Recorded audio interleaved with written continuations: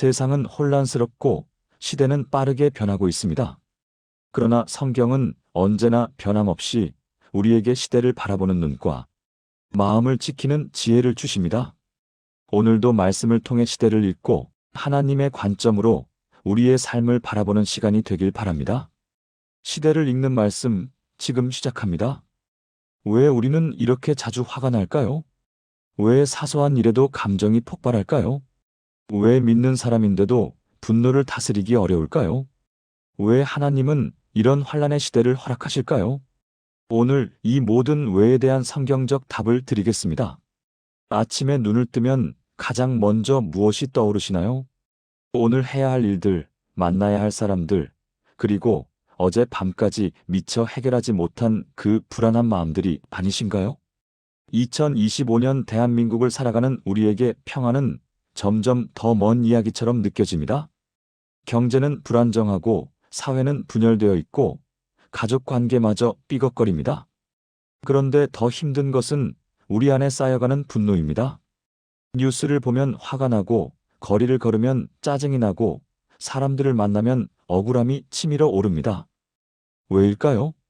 왜 우리는 이렇게 화를 참기 어려운 시대를 살고 있을까요? 정말 이상하지 않습니까? 예전엔 이렇지 않았는데 말입니다. 몇십 년 전만 해도 우리는 참을성이 많은 민족이었습니다. 어려움을 묵묵히 견디고 억울함을 사귀며 인내로 하루하루를 버텨냈습니다. 그런데 지금은 어떻습니까? 길을 가다 누군가 살짝 부딪히기만 해도 화가 치밀어 오릅니다. 마트에서 계산이 조금만 늦어져도 짜증이 납니다. 가족과의 대화에서도 금방 목소리가 높아집니다. 왜일까요? 왜 우리 안에 이토록 많은 분노가 쌓여 있을까요? 혹시 여러분도 그런 경험이 있으신가요? 밤에 잠자리에 누워서도 낮에 있었던 일이 계속 떠올라 이를 갈게 되는 경험 말입니다. 그때 내가 왜 그렇게 참았을까 한마디 했어야 하는 건데, 저 사람은 왜 저렇게 행동하는 거지? 정말 이해가 안 돼. 하나님, 왜 저런 사람은 그냥 두시는 겁니까? 이런 생각들이 머릿속을 떠나지 않는 것 말입니다.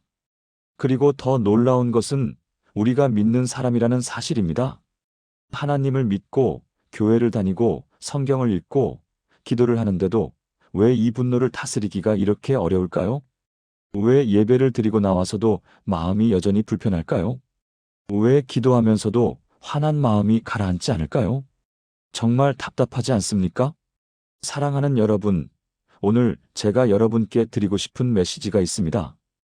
이 모든 왜에 대한 답이 성경 안에 있다는 것입니다. 환란의 시대를 살아가는 우리에게, 분노의 감정으로 힘들어하는 우리에게 하나님께서 분명한 해답을 주셨습니다. 그것도 2000년 전부터 이미 말입니다. 오늘 제가 여러분과 나누고 싶은 것은 환란의 시대, 분노의 시대의 성경 말씀으로 극복하는 7가지 비밀입니다.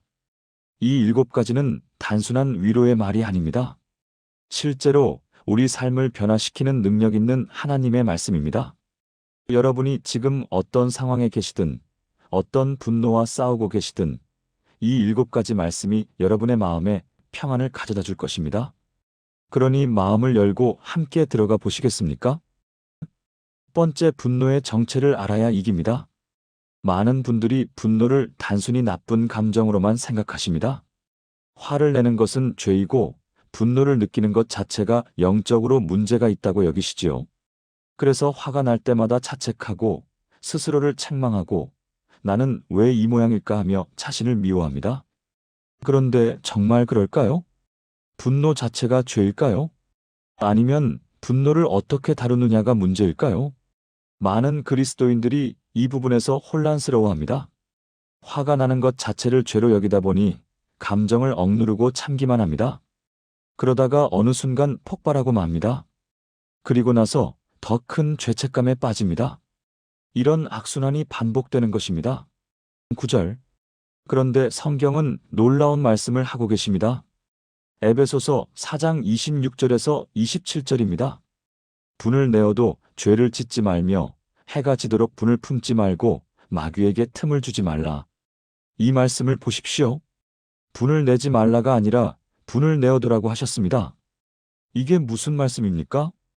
분노를 느끼는 것 자체는 죄가 아니라는 뜻입니다. 오히려 정당한 분노가 있다는 것을 인정하시는 말씀입니다. 해석과 배경. 사도 바울이 이 편지를 쓸 당시 에베소 교회는 복잡한 상황에 있었습니다. 유대인과 이방인이 함께 모인 교회였기에 문화적 충돌이 많았고 서로에 대한 오해와 갈등이 끊이지 않았습니다. 그런 상황에서 바울은 화내지 말라고 하지 않았습니다. 대신 화를 어떻게 다룰 것인가를 가르쳐 주셨습니다. 하나님께서도 분노하시는 분입니다. 성경에는 하나님의 진노라는 표현이 수없이 나옵니다. 불의에 대한 의로운 분노, 죄악에 대한 거룩한 분노가 있는 것입니다. 우리도 마찬가지입니다. 불의를 보고 화가 나는 것, 억울한 일을 당하고 분노하는 것은 자연스러운 반응입니다. 문제는 그 분노를 어떻게 다루느냐입니다. 해가 지도록 분을 품지 말라는 말씀은 시간의 문제를 말씀하시는 것입니다. 분노를 계속 붙들고 있으면 그것이 뿌리를 내려 우리 마음을 썩게 만든다는 뜻입니다. 그리고 마귀에게 틈을 주게 된다고 경고하십니다. 적용 방법. 그렇다면 우리는 어떻게 해야 할까요? 첫째, 분노를 느낄 때 자책하지 마십시오. 아, 내가 또 화를 냈네. 나는 정말 안 돼. 이렇게 생각하지 마시라는 것입니다. 대신 이렇게 생각하십시오. 지금 내가 화가 났구나. 이 화의 원인이 무엇일까? 정당한 분노일까? 아니면 내 욕심에서 비롯된 것일까? 둘째, 그날 안에 해결하십시오. 해가 지기 전에 말입니다. 화난 마음을 품고 잠자리에 들지 마십시오. 만약 상대방과 직접 해결할 수 없다면 적어도 하나님 앞에 그 마음을 내려놓으십시오. 하나님, 저 정말 화가 납니다. 하지만 이 분노를 주님께 맡깁니다. 주님께서 처리해 주세요. 셋째, 분노의 뿌리를 찾으십시오. 많은 경우 우리의 분노는 표면적인 것이 아닙니다. 오래전부터 쌓여온 상처, 인정받지 못한 아픔, 채워지지 않은 욕구가 분노로 표출되는 것입니다. 사례. 제가 아는 한 집사님이 계십니다. 60대 중반의 여성 집사님인데 몇 년 전까지만 해도 교회에서 화해 집사님으로 유명했습니다. 교회 일에 헌신적이고 열심이신데 일이 자기 뜻대로 안 되면 화를 참지 못하셨습니다. 구역 모임에서도 봉사 현장에서도 심지어 예배 후에도 불만과 불평이 끊이지 않았습니다. 그런데 어느 날 이 집사님이 제게 찾아오셨습니다. 눈물을 흘리며 고백하셨습니다. 목사님, 저는 평생 화를 내며 살았어요. 남편에게, 자식들에게, 교회 식구들에게. 그런데 얼마 전에 깨달았어요.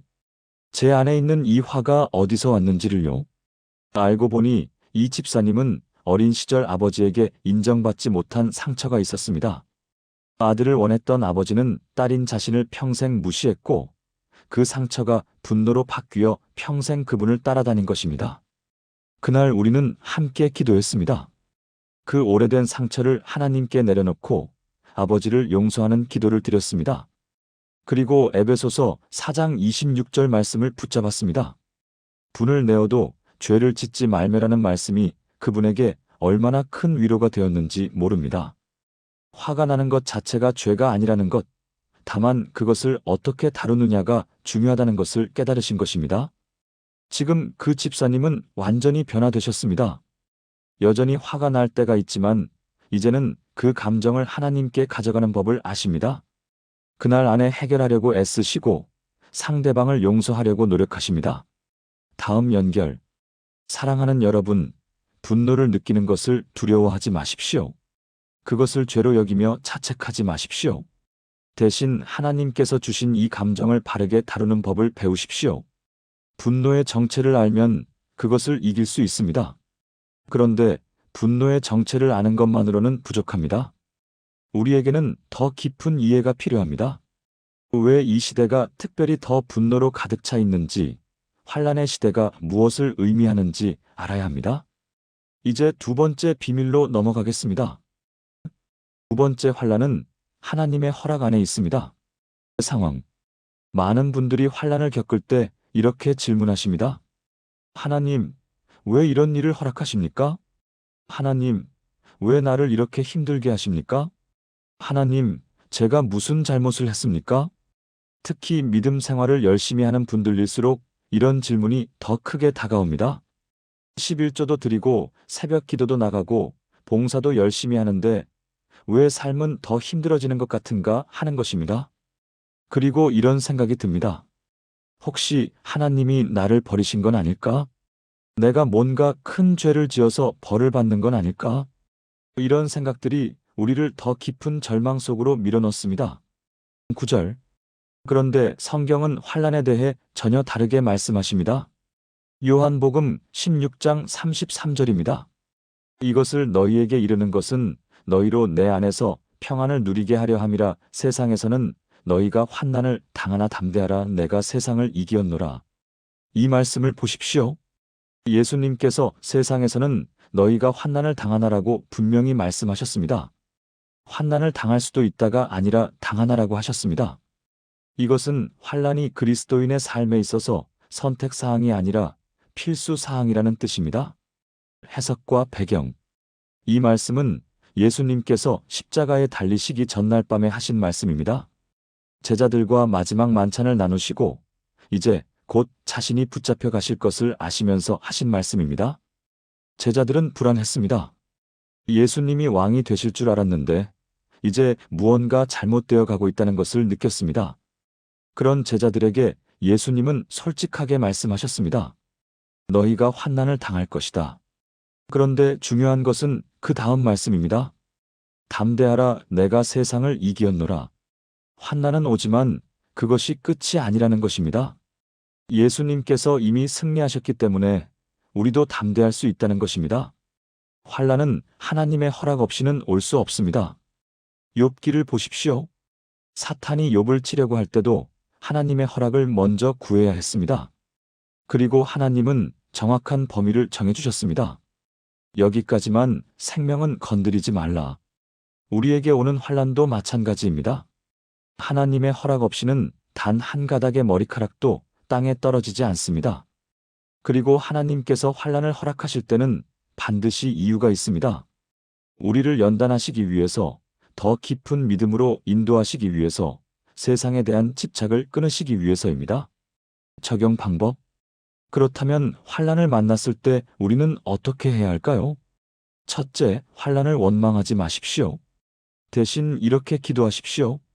하나님, 이 환난을 통해 제게 무엇을 보여주시려는 겁니까? 무엇을 가르치시려는 겁니까?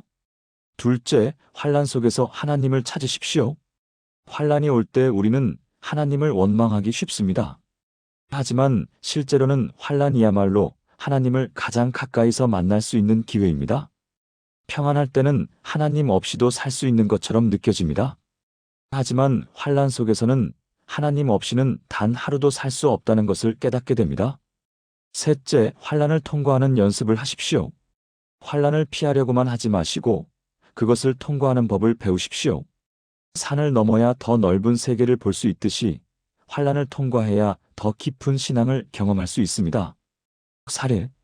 제가 아는 한 권사님이 계십니다. 이분은 50대 중반에 남편이 사업 실패로 파산하는 아픔을 겪으셨습니다. 하루아침에 집도, 차도, 모든 것을 잃었습니다. 더 힘든 것은 주변 사람들의 시선이었습니다. 교회 안에서조차 수군거리는 소리가 들렸고, 친했던 사람들이 하나둘 떠나갔습니다. 그때 이분이 얼마나 힘들었는지 모릅니다. 밤마다 울면서 기도했습니다. 하나님, 왜 저희 가정을 이렇게 만드셨습니까? 제가 무슨 잘못을 했습니까? 그런데 어느 날 새벽 기도 시간에 요한복음 16장 33절 말씀이 마음에 박혔습니다. 세상에서는 너희가 환난을 당하나 담대하라. 내가 세상을 이기었노라. 그 순간 깨달았다고 합니다. 아, 이것이 환난이구나. 예수님께서 미리 말씀하신 그 환난. 그런데 예수님은 담대하라고 하셨어. 왜? 이미 이기셨으니까. 그날부터 이분의 태도가 바뀌었습니다. 환난을 원망하는 대신 이 환난을 통해 무엇을 배워야 할지 기도하기 시작했습니다. 그리고 놀라운 일들이 일어났습니다. 가장 힘들 때 손 내밀어주는 사람들이 나타났고, 전혀 예상치 못한 곳에서 일자리가 생겼고, 무엇보다 가족이 하나로 뭉쳤습니다. 지금은 모든 빚을 다 갚고 작은 집도 마련하셨습니다. 그런데 이분이 저에게 이렇게 말씀하셨습니다. 목사님, 저는 그때로 돌아가고 싶지는 않아요. 너무 힘들었으니까요. 하지만 그때를 후회하지도 않아요. 그때가 아니었으면 하나님이 이렇게 가까운 분인 줄 몰랐을 거예요. 다음 연결. 사랑하는 여러분, 지금 환란 속에 계십니까? 그 환란은 하나님의 허락 없이 온 것이 아닙니다. 하나님께서 정확히 아시고 계시고 범위를 정해 놓으셨고 반드시 끝이 있습니다. 그러니 담대하십시오. 우리 주님이 이미 세상을 이기셨습니다. 그런데 환란을 이기기 위해서는 단순히 환란을 인정하는 것만으로는 부족합니다. 우리에게는 더 구체적인 무기가 필요합니다. 바로 말씀입니다. 세 번째 비밀로 들어가겠습니다. 세 번째 말씀이 분노를 이기는 능력입니다. 상황. 많은 분들이 성경을 읽습니다. 매일 큐티를 하고 통독도 하고 말씀을 암송하기도 합니다. 그런데 이상하게도 실제 삶에서 화가 날 때는 그 말씀이 떠오르지 않습니다. 누군가 나를 화나게 할 때, 억울한 일을 당할 때, 분노가 치밀어 오를 때, 머릿속은 온통 그 상황으로 가득 차고 말씀은 어디론가 사라져버립니다. 그래서 많은 그리스도인들이 고민합니다. 말씀을 이렇게 많이 읽는데 왜 변화가 없을까? 성경을 다 읽었는데 왜 여전히 화를 참지 못할까? 이것은 말씀을 머리로만 읽고 마음에 심지 않았기 때문입니다. 9절. 시편 119편 11절입니다. 내가 주께 범죄하지 아니하려 하여 주의 말씀을 내 마음에 두었나이다. 이 말씀을 주목하십시오. 읽었나이다가 아니라 두었나이다입니다. 알았나이다가 아니라 마음에 두었나이다입니다. 단순히 아는 것과 마음에 두는 것은 완전히 다릅니다. 그리고 히브리서 4장 12절입니다. 하나님의 말씀은 살아있고 활력이 있어 좌우의 날선 어떤 검보다도 예리하여 혼과 영과 및 관절과 골수를 찔러 쪼개기까지 하며 또 마음의 생각과 뜻을 판단하나니 말씀은 살아있습니다. 죽은 글자가 아니라 살아 역사하는 하나님의 능력입니다. 해석과 배경. 시편 119편은 성경에서 가장 긴 시편입니다. 176절이나 되는 이 시편 전체가 말씀에 대한 찬양으로 가득 차 있습니다. 시편 기자는 말씀을 사랑했습니다. 말씀을 묵상하고 암송하고 순종하려고 애썼습니다. 그런데 11절에서 특별한 표현을 사용합니다. 주의 말씀을 내 마음에 두었나이다. 히브리어 원문을 보면 감추다, 저장하다라는 의미입니다. 마치 보물을 숨겨놓듯이 가장 귀한 것을 안전한 곳에 보관하듯이 말씀을 마음 깊은 곳에 간직했다는 뜻입니다. 왜 그렇게 했을까요? 주께 범죄하지 아니하려 하여입니다. 죄를 짓지 않기 위해서, 하나님의 뜻에서 벗어나지 않기 위해서 말씀을 마음에 두었다는 것입니다. 히브리서 4장 12절의 표현은 더욱 강렬합니다. 말씀을 검에 비유하고 있습니다. 그것도 양날의 검, 어떤 것도 자를 수 있는 예리한 검입니다. 이 검은 우리의 겉모습이 아니라 가장 깊은 내면까지 찔러 들어갑니다. 혼과 영, 관절과 골수, 생각과 뜻까지 판단합니다. 이것이 말씀의 능력입니다. 적용 방법. 그렇다면 우리는 어떻게 말씀을 마음에 둘 수 있을까요? 첫째, 말씀을 암송하십시오. 단순히 읽고 지나가는 것이 아니라 외워서 마음에 새기십시오. 특히 분노와 관련된 말씀들을 암송하면 좋습니다. 잠언 15장 1절. 유순한 대답은 분노를 쉬게 하여도 과격한 말은 노를 격동하느니라. 에베소서 4장 26절. 분을 내어도 죄를 짓지 말며 해가 지도록 분을 품지 말고. 야고보서 1장 19절. 사람마다 듣기는 석희하고 말하기는 더디하며 성내기도 더디하라. 이런 말씀들을 암송하면 화가 날 때 성령님께서 그 말씀을 생각나게 하십니다. 둘째, 말씀을 묵상하십시오. 암송한 말씀을 되씹으며 그 의미를 깊이 생각하십시오. 이 말씀이 내 삶에 어떻게 적용될까? 지금 내가 겪는 이 상황에서 이 말씀은 무엇을 말씀하시는 걸까? 묵상은 말씀을 내 것으로 만드는 과정입니다. 셋째, 말씀을 선포하십시오. 분노가 치밀어 오를 때 그 자리에서 말씀을 선포하십시오. 소리내어 말씀을 읽으십시오. 분을 내어도 죄를 짓지 말며 유순한 대답은 분노를 쉬게 한다. 말씀을 선포하면 영적 권세가 나타납니다. 사례. 제가 아는 한 장로님이 계십니다. 이분은 몇 년 전까지만 해도 불같은 장로님으로 유명했습니다. 사업을 하시는 분인데 직원들이 실수하면 불같이 화를 내셨습니다. 집에서도 마찬가지였습니다. 아내와 자녀들이 장로님의 눈치를 보며 살았습니다. 그런데 이분에게 전환점이 왔습니다. 어느 날 새벽 기도 중에 성령님의 강한 책망을 받으신 것입니다. 내가 장로면서 어떻게 그렇게 분노를 조절하지 못하느냐? 그날 이후 이분은 결단하셨습니다.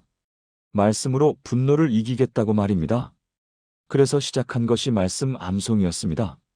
매일 아침 분노와 관련된 말씀 한 구절씩을 암송하고 묵상하셨습니다.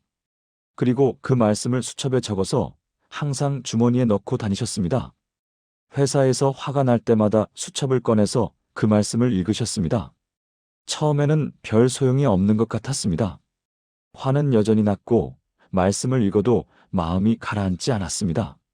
그런데 한 달, 두 달, 석 달이 지나면서 변화가 일어나기 시작했습니다. 화가 날 때 자동으로 말씀이 떠오르는 것입니다. 직원이 실수를 보고하러 왔을 때 예전 같으면 바로 화를 냈을 텐데 이제는 유순한 대답은 분노를 쉬게 하여도라는 말씀이 떠올랐습니다. 그러면 신기하게도 화가 가라앉았습니다. 지금 이 장로님은 완전히 변화되셨습니다. 직원들이 장로님이 정말 달라지셨다고 말할 정도입니다. 가정도 평안해졌고 무엇보다 본인이 가장 행복해 하십니다. 목사님, 말씀이 정말 살아있더라고요. 제 안의 분노를 잘라내는 날선 검이더라고요.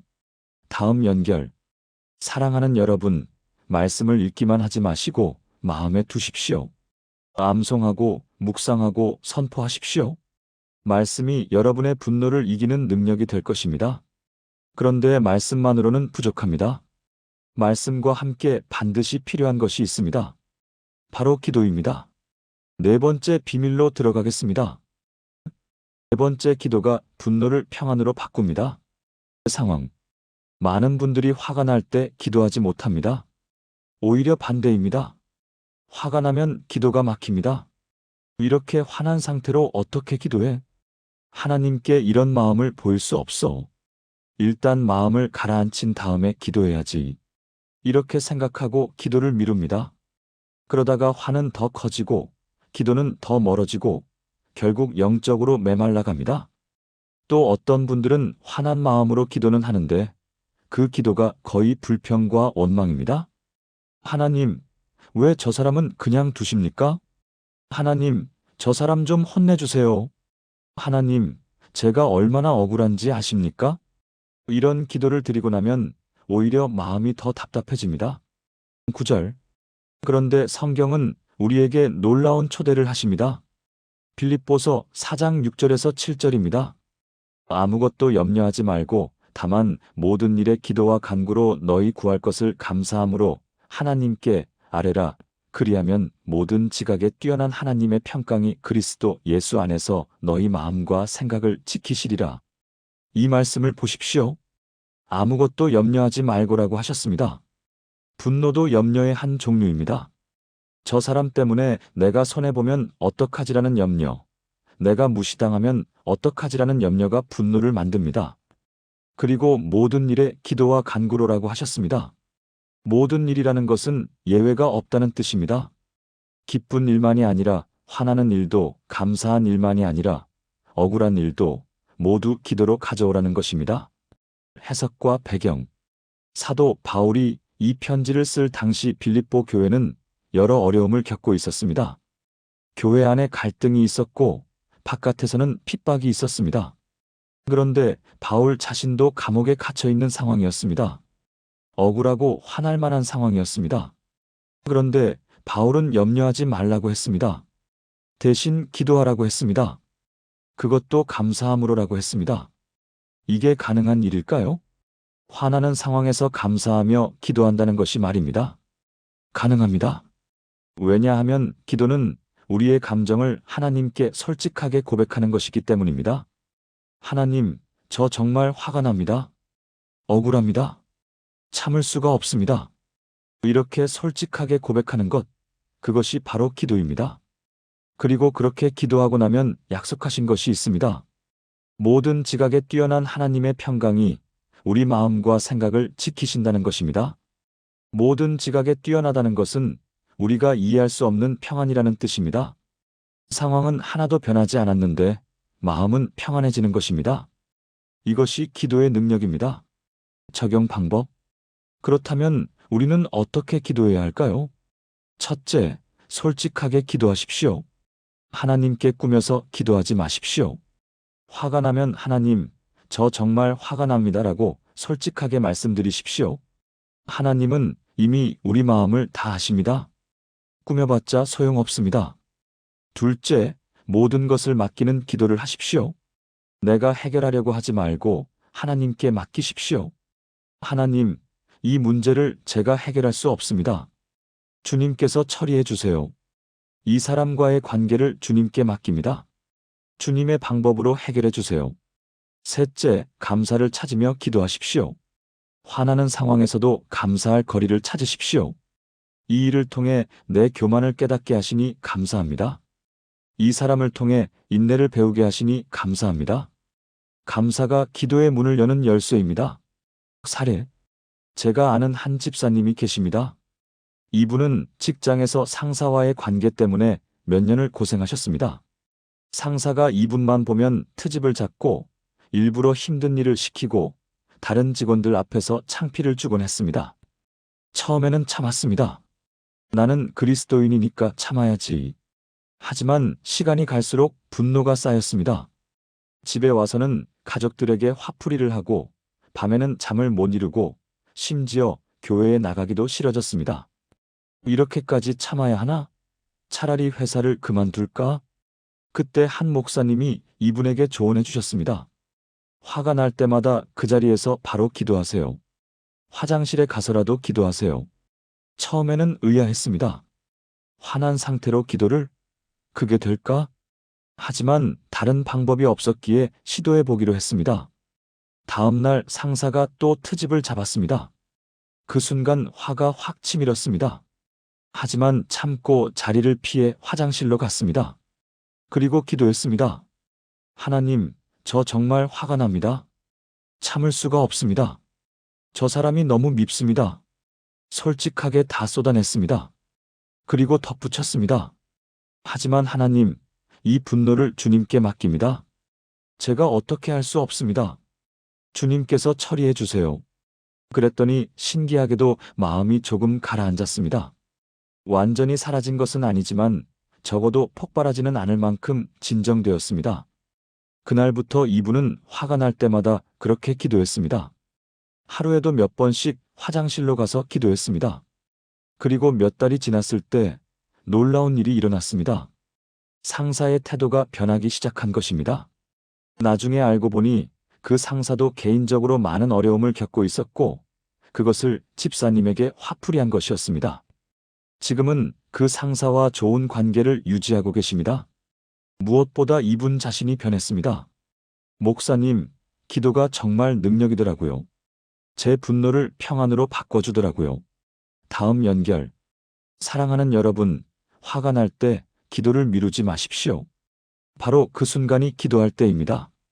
솔직하게 모든 것을 맡기며 감사를 찾으며 기도하십시오. 하나님의 평강이 여러분의 마음을 지키실 것입니다. 그런데 기도와 함께 우리가 반드시 배워야 할 것이 하나 더 있습니다. 바로 용서입니다. 분노의 뿌리를 뽑는 가장 강력한 무기가 바로 용서입니다. 다섯 번째 비밀로 들어가겠습니다. 첫 번째 용서가 분노의 뿌리를 뽑습니다. 상황.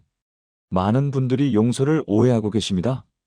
용서는 상대방의 잘못을 없던 일로 하는 것이다. 용서는 더 이상 그 일을 기억하지 않는 것이다. 용서는 상대방과 다시 좋은 관계를 맺는 것이다. 이렇게 생각하기 때문에 용서가 어렵습니다. 특히 크게 상처받은 경우, 반복적으로 피해를 입은 경우, 상대방이 전혀 반성하지 않는 경우에는 더욱 그렇습니다. 어떻게 용서해요? 그 사람이 한 일을 생각하면 지금도 분통이 터지는데. 용서하면 내가 지는 거 아닌가요? 내가 당한 것을 그냥 인정하는 건가요? 이런 생각들 때문에 용서를 주저하고 결국 분노를 붙들고 살게 됩니다. 그리고 그 분노는 시간이 지날수록 더 깊은 뿌리를 내려 우리 영혼을 병들게 만듭니다. 9절. 그런데 예수님은 용서에 대해 이렇게 말씀하십니다. 마태복음 6장 14절에서 15절입니다. 너희가 사람의 잘못을 용서하면 너희 하늘 아버지께서도 너희 잘못을 용서하시려니와 너희가 사람의 잘못을 용서하지 아니하면 너희 아버지께서도 너희 잘못을 용서하지 아니하시리라. 이것은 주기도문 직후에 나오는 말씀입니다. 예수님께서 제자들에게 기도를 가르쳐 주신 후 특별히 용서에 대해 강조하신 것입니다. 그리고 마태복음 18장 21절에서 22절입니다.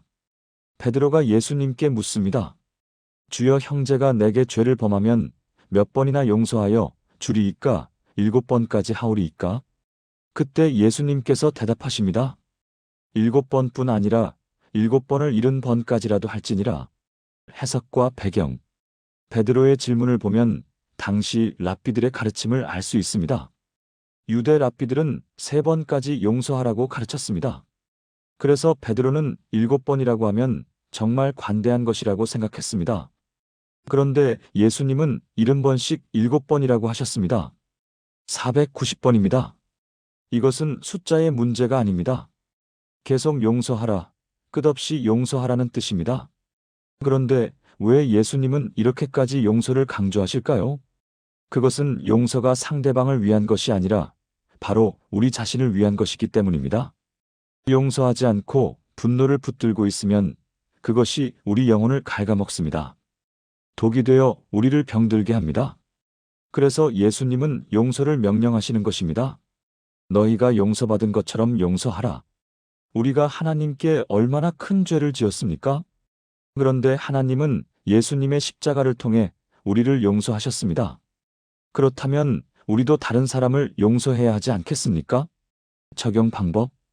그렇다면 우리는 어떻게 용서할 수 있을까요? 첫째, 용서는 감정이 아니라 결단입니다. 용서하고 싶은 마음이 들어서 용서하는 것이 아닙니다.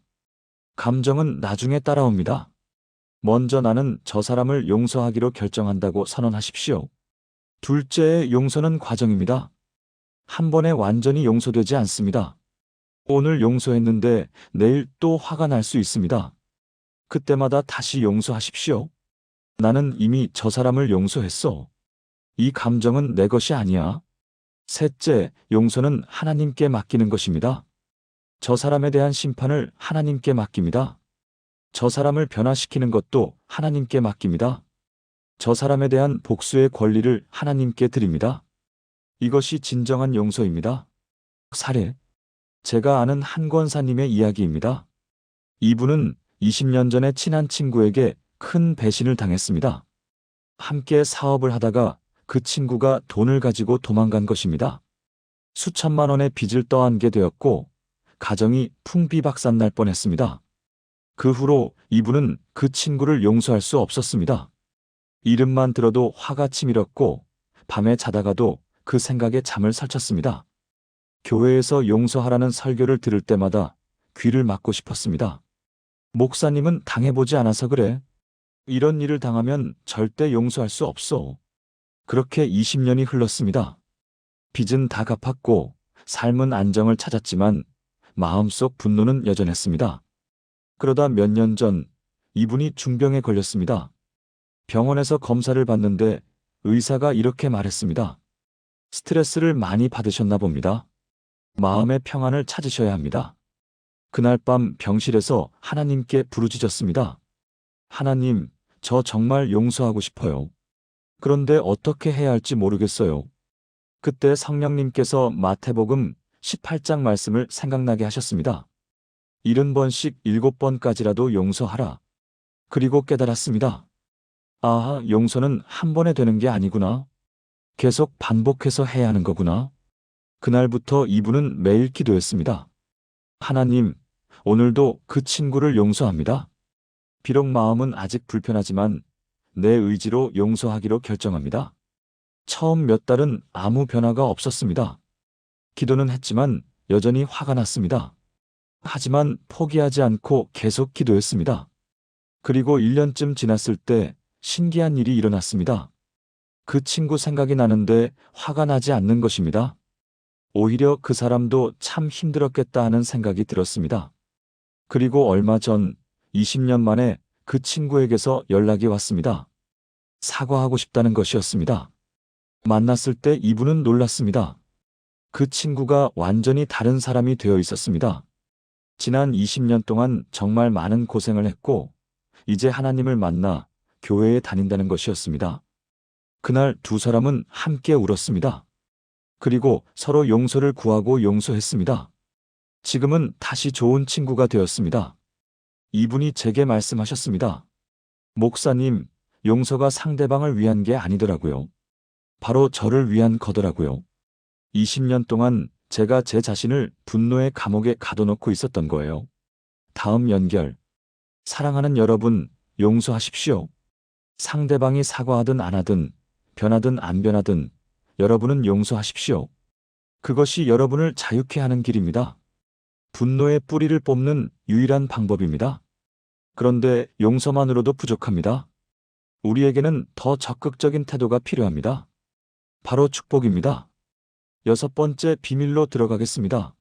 첫 번째 축복이 원수를 친구로 만듭니다. 상황. 용서는 했는데 여전히 관계가 불편한 경우가 많습니다. 마음속으로는 용서했지만 그 사람을 만나면 어색하고 이야기하기가 힘들고 될 수 있으면 피하고 싶습니다. 이것은 완전한 회복이 아닙니다. 예수님께서 원하시는 것은 단순히 용서를 넘어서 그 사람을 축복하는 것입니다. 그런데 이것이 얼마나 어려운 일입니까? 나를 힘들게 한 사람을 축복한다는 것이 말입니다. 나를 미워한 사람에게 좋은 일이 생기기를 바란다는 것이 말입니다. 우리의 본능은 정반대입니다. 저 사람이 잘 되면 안 돼. 저 사람도 나처럼 고생 좀 해봐야 해. 이런 마음이 자꾸 올라옵니다. 그래서 많은 그리스도인들이 용서까지는 하지만 축복까지는 못합니다. 9절. 그런데 예수님은 이렇게 말씀하십니다. 마태복음 5장 44절입니다. 나는 너희에게 이르노니 너희 원수를 사랑하며 너희를 박해하는 자를 위하여 기도하라. 이 말씀을 보십시오.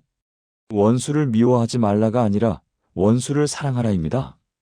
박해하는 자를 피하라가 아니라 박해하는 자를 위해 기도하라입니다. 그리고 로마서 12장 14절입니다. 너희를 박해하는 자를 축복하라 축복하고 저주하지 말라. 바울은 더 나아가 축복하라고 명령합니다. 단순히 악을 악으로 갚지 말라는 소극적 명령이 아니라 적극적으로 축복하라는 것입니다. 해석과 배경. 마태복음 5장은 산상수훈의 일부입니다. 예수님께서 제자들과 무리에게 하나님 나라의 새로운 가치관을 가르치시는 장면입니다. 당시 유대인들은 눈에는 눈, 이에는 이라는 율법을 알고 있었습니다. 복수는 정당한 것이었고 원수를 미워하는 것은 당연한 것이었습니다. 그런데 예수님은 완전히 다른 기준을 제시하십니다. 원수를 사랑하라. 이것은 당시로서는 혁명적인 말씀이었습니다. 로마서 12장의 배경도 마찬가지입니다. 초대교회 그리스도인들은 심한 박해를 받고 있었습니다. 가족에게 버림받고 직장에서 쫓겨나고 심지어 목숨까지 위협받았습니다. 그런 상황에서 바울은 박해하는 자를 축복하라고 말합니다. 이것이 가능한 일일까요? 가능합니다. 왜냐하면 우리가 먼저 하나님께 큰 축복을 받았기 때문입니다. 우리는 하나님의 원수였습니다. 죄인이었고 하나님을 대적하던 자들이었습니다. 그런데 하나님은 우리를 축복하셨습니다. 독생자를 보내셔서 우리를 구원하셨습니다. 그렇다면 우리도 다른 사람을 축복해야 하지 않겠습니까? 적용 방법? 그렇다면 우리는 어떻게 원수를 축복할 수 있을까요? 첫째, 그 사람을 위해 기도하십시오. 매일 그 사람의 이름을 부르며 축복 기도를 하십시오. 하나님을 축복해 주세요. 그의 삶에 하나님의 은혜가 넘치게 하세요. 처음에는 입술로만 할 수도 있습니다. 마음은 아직 동의하지 않을 수도 있습니다. 하지만 계속하십시오. 기도가 우리 마음을 변화시킵니다. 둘째, 그 사람에게 실제로 선을 베푸십시오. 기회가 되면 도와주고, 좋은 말을 해주고, 필요한 것을 채워주십시오. 행동으로 축복할 때 우리 마음도 함께 변합니다. 셋째, 하나님의 관점으로 그 사람을 보십시오. 그 사람도 하나님의 형상으로 지음받은 귀한 존재입니다. 비록 지금은 잘못하고 있지만 하나님은 그 사람도 사랑하십니다. 우리가 그 사람을 하나님의 눈으로 볼 때 축복할 수 있게 됩니다. 사례. 제가 아는 한 목사님의 이야기입니다. 이분은 몇 년 전에 교회 내에서 큰 갈등을 겪으셨습니다.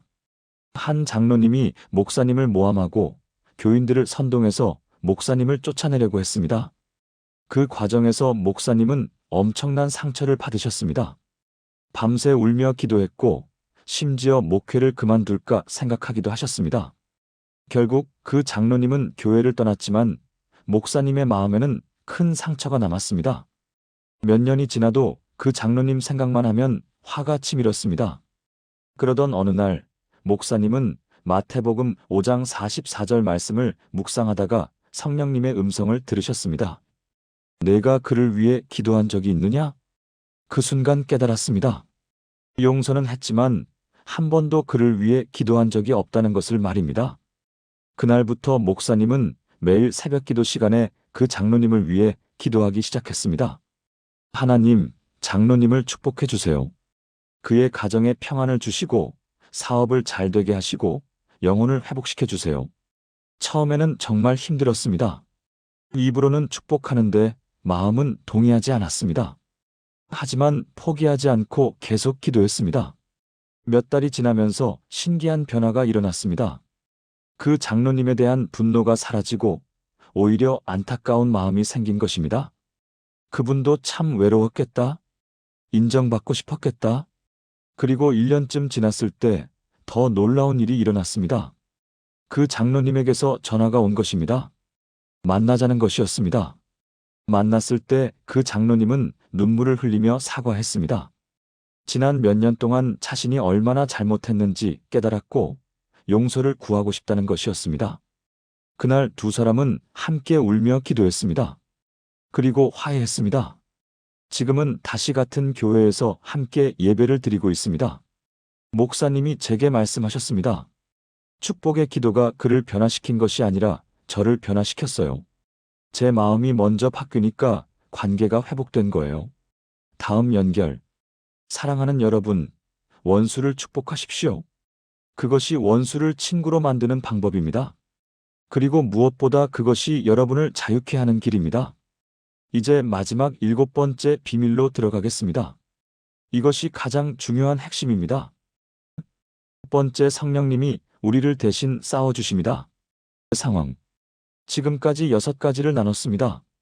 분노의 정체를 알고 환난을 하나님의 허락으로 받아들이고 말씀을 마음에 두고 기도하고 용서하고 축복하는 것 말입니다. 그런데 솔직히 이 모든 것이 우리 힘으로는 불가능합니다. 분노의 정체를 안다고 해서 화가 안 나는 것이 아니고 환난을 이해한다고 해서 고통이 사라지는 것이 아니고 말씀을 암송한다고 해서 자동으로 순종하게 되는 것이 아닙니다. 우리는 너무 약합니다. 결심은 매일 하는데 매일 실패합니다. 오늘은 화내지 않겠어라고 다짐하는데 오전도 못 가서 화를 냅니다. 이번엔 정말 용서하겠어라고 결단하는데 그 사람 얼굴만 봐도 다시 화가 납니다. 그래서 자책하고 좌절하고 결국 포기하게 됩니다. 역시 나는 안 돼. 나는 변할 수 없어. 9절. 그런데 성경은 우리에게 놀라운 소식을 전합니다. 로마서 8장 26절입니다. 이와 같이 성령도 우리의 연약함을 도우시나니 우리는 마땅히 기도할 바를 알지 못하나 오직 성령이 말할 수 없는 탄식으로 우리를 위하여 친히 간구하시느니라. 이 말씀을 보십시오. 성령이 우리의 연약함을 도우시나니라고 하셨습니다. 우리가 약한 것을 하나님이 아십니다. 그래서 성령님을 보내주신 것입니다. 우리를 대신 싸워주시기 위해서입니다. 그리고 갈라디아서 5장 22절에서 23절입니다. 오직 성령의 열매는 사랑과 희락과 화평과 오래 참음과 자비와 양선과 충성과 온유와 절제니 이 같은 것을 금지할 법이 없느니라. 여기서 오래 참음과 온유와 절제를 보십시오. 이것은 우리 노력의 결과가 아니라 성령의 열매입니다. 해석과 배경. 사도 바울이 로마서 8장을 쓸 당시 로마 교회 성도들은 많은 어려움을 겪고 있었습니다. 핍박도 있었고 내부 갈등도 있었고 개인적 연약함도 있었습니다. 그래서 바울은 8장 전체를 통해 성령 안에서의 생활을 강조합니다. 특히 26절에서는 우리의 연약함을 인정하고 있습니다. 우리는 마땅히 기도할 바를 알지 못하나 우리는 어떻게 기도해야 할지도 모릅니다. 무엇이 문제인지도 정확히 알지 못합니다. 어떻게 해결해야 할지는 더욱 모릅니다. 그런데 놀라운 것은 성령이 말할 수 없는 탄식으로 우리를 위하여 친히 간구하신다는 것입니다. 우리가 말로 표현할 수 없을 때 성령님이 대신 기도하십니다. 우리가 싸울 힘이 없을 때 성령님이 대신 싸워주십니다. 갈라디아서 5장의 열매들도 마찬가지입니다. 이것은 우리가 노력해서 만들어내는 것이 아닙니다. 성령님이 우리 안에 계시면 자연스럽게 맺어지는 열매입니다. 마치 사과나무에 사과가 열리듯이 성령님이 계시면 이런 열매들이 자동으로 맺어집니다. 적용 방법. 그렇다면 우리는 어떻게 성령님의 도우심을 받을 수 있을까요? 첫째, 성령님을 의지하십시오. 매일 아침 이렇게 기도하십시오. 성령님, 오늘 하루 저를 인도해 주세요. 제 힘으로는 할 수 없습니다. 성령님의 능력으로 살게 해주세요. 둘째, 성령님께 순종하십시오. 성령님이 마음에 말씀하실 때 즉시 순종하십시오. 지금 화내지 말라는 음성이 들리면 즉시 멈추십시오. 저 사람을 용서하라는 음성이 들리면 즉시 순종하십시오. 셋째, 성령님을 소멸하지 마십시오. 데살로니가전서 5장 19절은 성령을 소멸하지 말라고 경고합니다. 계속 죄를 짓고 회개하지 않고 성령님의 음성을 무시하면 성령님의 역사가 소멸됩니다. 그러니 즉시 회개하고 즉시 순종하십시오. 사례. 제가 목회하면서 겪은 일입니다. 몇 년 전 저는 한 집사님과 심한 갈등을 겪었습니다. 교회 일을 추진하는 과정에서 의견이 달라 크게 다퉜고 그 집사님이 저를 비난하는 말을 여러 사람 앞에서 했습니다. 그날 저는 정말 화가 났습니다. 목사인데 이렇게 무시당해도 되는 건가 하는 생각이 들었습니다. 그날 밤 잠을 이루지 못했습니다. 머릿속으로 그 장면이 계속 반복되고 어떻게 대응할지 궁리했습니다. 다음 날 아침 새벽 기도를 하는데 기도가 되지 않았습니다. 화난 마음이 기도를 막았습니다. 그때 성령님께서 마음에 말씀하셨습니다. 내가 화를 풀 수 있느냐? 내가 용서할 수 있느냐? 내 힘으로는 안 된다. 나를 의지하라. 그 순간 깨달았습니다. 아, 내가 혼자 해결하려고 했구나. 성령님을 의지하지 않았구나. 그래서 기도했습니다. 성령님, 저는 이 분노를 다스릴 수 없습니다. 성령님께서 저를 대신해서 싸워주세요. 제 마음을 바꿔주세요. 그렇게 기도하고 나니 신기하게도 마음이 조금 가라앉았습니다. 여전히 화는 났지만 적어도 폭발하지는 않을 만큼 진정되었습니다. 그날 오후 그 집사님을 만나야 하는 상황이 왔습니다. 만나기 전까지도 마음이 불편했습니다. 하지만 계속 성령님께 의지하며 기도했습니다. 그리고 만났을 때 놀라운 일이 일어났습니다. 제 입에서 전혀 예상하지 못한 말이 나온 것입니다. 집사님, 어제는 제가 집사님의 입장을 이해하지 못했던 것 같습니다. 미안합니다. 제 생각으로는 절대 할 수 없는 말이었습니다. 하지만 성령님이 제 입술을 움직여 그 말을 하게 하신 것입니다. 그 말을 들은 집사님도 눈물을 흘리며 사과했습니다. 그날 우리는 화해했고 지금은 더 깊은 신뢰 관계를 맺고 있습니다. 그 일을 통해 저는 배웠습니다. 우리 힘으로는 정말 아무것도 할 수 없다는 것을 말입니다. 하지만 성령님이 우리를 대신 싸워주시면 불가능한 일도 가능해진다는 것을 말입니다. 다음 연결. 사랑하는 여러분, 혼자 힘으로 싸우려고 하지 마십시오. 우리는 너무 약합니다. 하지만 우리 안에 계신 성령님은 강하십니다. 성령님을 의지하십시오. 성령님께 매일 매순간 도움을 구하십시오. 그러면 성령님이 여러분을 대신 싸워주실 것입니다. 성령님의 열매가 여러분의 삶에 맺어질 것입니다. 이제 마무리하겠습니다. 사랑하는 여러분, 오늘 우리는 환난의 시대, 분노의 시대의 성경 말씀으로 극복하는 7가지 비밀을 나눴습니다. 첫째, 분노의 정체를 알아야 이깁니다. 분노 자체는 죄가 아닙니다. 다만 그것을 어떻게 다루느냐가 중요합니다. 둘째, 환난은 하나님의 허락 안에 있습니다. 환난을 통해 하나님은 우리를 연단하시고 더 깊은 믿음으로 인도하십니다. 셋째, 말씀이 분노를 이기는 능력입니다. 말씀을 마음에 두고 암송하고 묵상하고 선포할 때 변화가 일어납니다. 넷째, 기도가 분노를 평안으로 바꿉니다. 화가 날 때 바로 그 순간이 기도할 때입니다. 솔직하게 모든 것을 하나님께 아뢰십시오. 다섯째, 용서가 분노의 뿌리를 뽑습니다. 용서는 상대방을 위한 것이 아니라 바로 우리 자신을 자유케 하는 길입니다. 여섯째, 축복이 원수를 친구로 만듭니다. 원수를 위해 기도하고 축복할 때 놀라운 변화가 일어납니다. 일곱째, 성령님이 우리를 대신 싸워주십니다. 우리 힘으로는 할 수 없지만 성령님을 의지하면 모든 것이 가능합니다. 이 7가지가 여러분의 삶에 실제로 적용되기를 바랍니다. 단순히 아는 것으로 끝나지 말고 오늘부터 실천하시기 바랍니다. 화가 날 때 이 7가지를 기억하십시오. 환난이 올 때 이 7가지를 붙잡으십시오. 그러면 여러분은 이 어려운 시대를 넉넉히 이기고도 남을 것입니다.